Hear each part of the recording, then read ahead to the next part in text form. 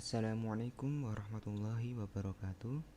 Perkenalkan, nama saya Azif Handif Bahtiar dengan NIM 21051214035 dari kelas Sistem Informasi 2021A.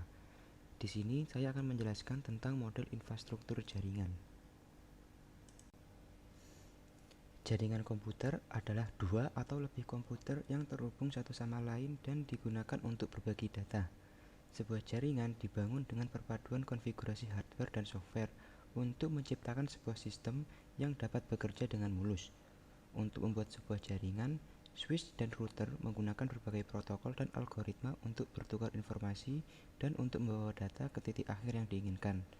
Setiap titik akhir, atau juga biasa disebut host, dalam jaringan memiliki pengenal unik, seringkali alamat IP atau alamat media akses kontrol yang digunakan untuk menunjukkan sumber atau tujuan transmisi.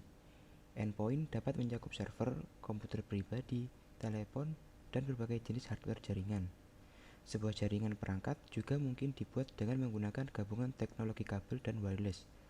Perangkat jaringan berkomunikasi melalui medium transmisi kabel atau wireless.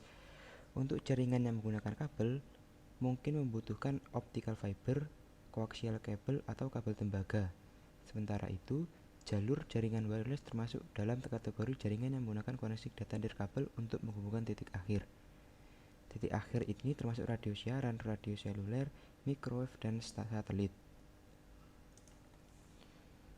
Lalu selanjutnya, jenis-jenis jaringan komputer. Yang pertama ada LAN atau Local Area Network. LAN menghubungkan perangkat jaringan dalam jarak yang relatif pendek.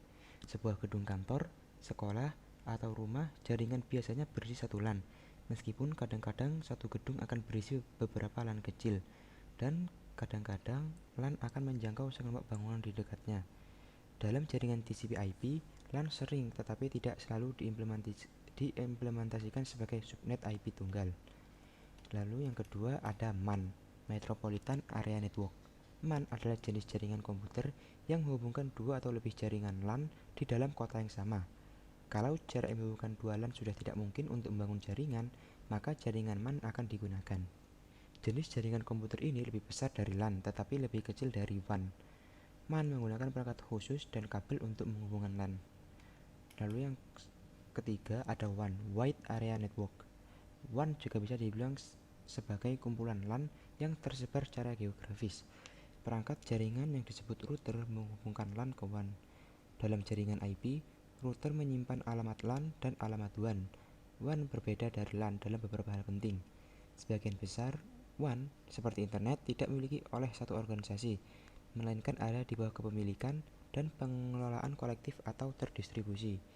WAN cenderung menggunakan teknologi seperti ATM, frame relay, dan X.25 untuk konektivitas jarak yang lebih jauh. Lalu kemudian ada PAN, Personal Area Network. Sama seperti jaringan LAN, jenis jaringan komputer PAN biasanya mencakup wilayah yang lebih kecil, seperti misalnya jaringan rumah atau kantor. Biasanya jenis jaringan ini digunakan untuk berbagi resources seperti internet atau printer. Lalu ada CAN, Campus Area Network. CAN bisa dibilang mirip dengan jenis komputer MAN, tetapi terbatas pada universitas atau akademi. Jaringan ini biasanya disiapkan untuk kegiatan pendidikan seperti pembaruan kelas, praktik lab, email, ujian, pemberitahuan, dan lain-lain. Lalu ada Internet dan VPN atau Virtual Private Network. Internet adalah jaringan komputer terbesar yang pernah dibuat oleh manusia. Internet menghubungkan jutaan perangkat komputasi termasuk PC, laptop, workstation, server, smartphone, tablet, TV, webcam, CCTV, dan masih banyak lagi. Lalu VPN adalah solusi untuk menyediakan koneksi internet yang aman. Sebagai contoh, sebuah perusahaan memiliki dua kantor, satu di Jakarta dan satu lainnya ada di Bandung. Dalam hal ini, perusahaan dapat menggunakan VPN untuk menghubungkan kedua kantor tersebut. VPN membuat jalur aman di internet dan bisa digunakan untuk transmisi data. Kemudian ada topologi jaringan. Yang pertama ada topologi bus. Topologi jaringan komputer bus menggunakan kabel sebagai tulang punggungnya. Kabel ini berfungsi sebagai media komunikasi. Perangkat yang ingin berkomunikasi dengan perangkat lain di jaringan mengirim pesan siaran melalui kabel yang terhubung ke dua perangkat itu, tetapi hanya penerima yang dituju yang benar-benar menerima dan memproses pesan tersebut. Lalu yang kedua ada topologi ring. Dalam jaringan ring, setiap perangkat memiliki dua tetangga untuk tujuan komunikasi. Semua pesan perjalanan melalui ring ke arah yang sama, baik searah jarum jam atau berlawanan arah jarum jam. Jika ada kerusakan di kabel atau perangkat, merusak loop dan dapat menurunkan seluruh jaringan. Untuk mengimplementasikan jaringan ring, biasanya menggunakan teknologi FDDI, SONET, atau token ring. Topologi ring ditemukan di beberapa gedung, perkantoran, ataupun kampus. Lalu yang ketiga ada topologi star. Banyak jaringan rumah menggunakan topologi star. Jaringan star ini memiliki titik koneksi pusat yang disebut hub node, yang mungkin merupakan hub jaringan, switch, atau router. Perangkat biasanya terhubung ke hub dengan unsealed twisted pair atau UTP Ethernet. Dibandingkan dengan topologi bus, jaringan star ini umumnya membutuhkan lebih banyak kabel. Akan tetapi, kegagalan dalam kabel jaringan star hanya akan menurunkan satu akses jaringan dan bukan seluruh LAN. Kemudian yang keempat ada topologi tree. Topologi tree bergabung dengan topologi bintang untuk membentuk topologi bus. Dalam bentuk yang paling sederhana, hanya perangkat hub yang terhubung langsung ke bus pohon, dan setiap hub berfungsi sebagai akar dari pohon perangkat. Dengan hybrid antara bus dan star, ini mendukung perluasan jaringan dengan jauh lebih baik daripada bus atau star saja. Lalu yang terakhir ada topologi mesh. Topologi mesh memperkenalkan konsep rute. Tidak seperti topologi sebelumnya, pesan yang dikirim pada jaringan mesh dapat mengambil salah satu dari beberapa jalur yang mungkin dari sumber ke tujuan. Beberapa WAN, terutama internet, menggunakan topologi mesh ini. Lalu perangkat dalam jaringan komputer. Yang pertama ada server. Server berperan sebagai media penyimpanan data dan mengelola jaringan komputer. Pada umumnya, server memiliki spesifikasi hardware yang lebih tinggi dibandingkan komputer klien. Lalu yang kedua ada kabel jaringan. Untuk menghubungkan klien dengan server atau perangkat lainnya, diperlukan adanya kabel jaringan. Ada berbagai jenis kabel jaringan dengan kelebihan dan kekurangannya masing-masing, seperti koaksial, fiber optik, dan twister pair. Lalu yang ketiga ada hub dan switch. Hub dan switch adalah dua perangkat berbeda yang memiliki satu kegunaan yang sama, yaitu menghubungkan beberapa komputer ke dalam satu jaringan. Lalu ada network interface card atau NIC. Network interface card sering kali disebut sebagai LAN card yang memiliki fungsi untuk menghubungkan komputer ke dalam sebuah jaringan.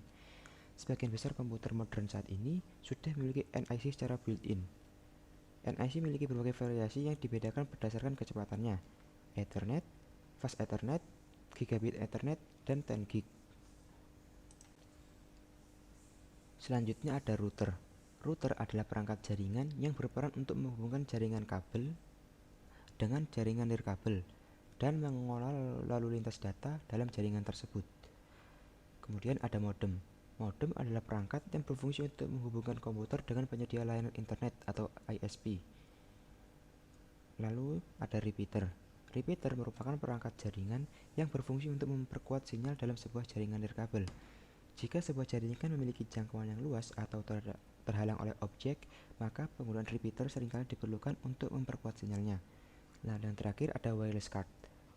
Wireless card adalah sebuah perangkat untuk menangkap sinyal dan menghubungkan sebuah perangkat ke jaringan nirkabel. Sebagian besar laptop generasi sekarang sudah memiliki jaringan nirkabel dari pabrik, tetapi sebagian besar komputer desktop mewajibkan pengguna untuk menambah jaringan nirkabel sendiri. Kemudian manfaat dari jaringan komputer sendiri. Yang pertama, berbagi sumber daya. Salah satu manfaat utama jaringan komputer adalah pengguna dapat menyebar beban pekerjaan dengan secara merata ke beberapa komputer sekaligus. Dalam skenario ini, jaringan komputer dapat membantu penggunanya dalam beberapa hal, yaitu data sharing, hardware sharing, dan juga data backup. Lalu, yang kedua, yaitu memudahkan komunikasi jarak jauh. Pada dasarnya, koneksi internet yang kita gunakan saat ini merupakan sebuah jaringan komputer berskala global. Dengan kata lain, kita saat ini sedang menikmati salah satu manfaat jaringan komputer yang telah mengubah cara kita berkomunikasi. Sebelum adanya jaringan komputer dan internet, komunikasi jarak jauh adalah sebuah kemewahan untuk orang-orang tertentu saja. Dengan adanya jaringan komputer, kita dapat dengan mudah berkomunikasi dengan orang dari berbagai penjuru dunia. Kemudian yang ketiga, yaitu memungkinkan akses data secara remote.